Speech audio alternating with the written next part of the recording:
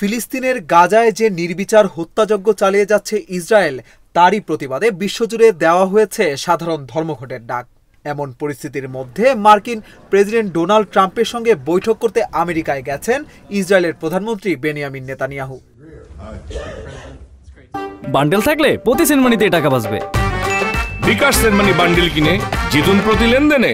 জানা গেছে মার্কিন প্রেসিডেন্ট ডোনাল্ড ট্রাম্প এবং মধ্যপ্রাচ্য বিষয়ক দূত স্টিভ উইটকফের সঙ্গে বৈঠক করবেন ইসরায়েলের প্রধানমন্ত্রী বেনিয়ামিন নেতানিয়াহু। স্থানীয় সময় রোববার হাঙ্গেরি থেকে আমেরিকায় গেছেন তিনি। জানা গেছে স্থানীয় সময় সোমবার নেতানিয়াহু হোয়াইট হাউসে ট্রাম্পের সঙ্গে আলোচনা করবেন।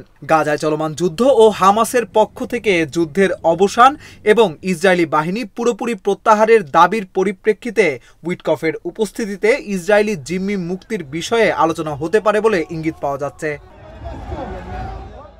মার্কিন প্রেসিডেন্ট ডোনাল্ড ট্রাম্প ও ইসরায়েলি প্রধানমন্ত্রী বেনিয়ামিন নেতানিয়াহু ইরানের পারমাণবিক কর্মসূচি এবং সিরিয়ার পরিস্থিতি নিয়েও আলোচনা করবেন বলে ধারণা করা হচ্ছে।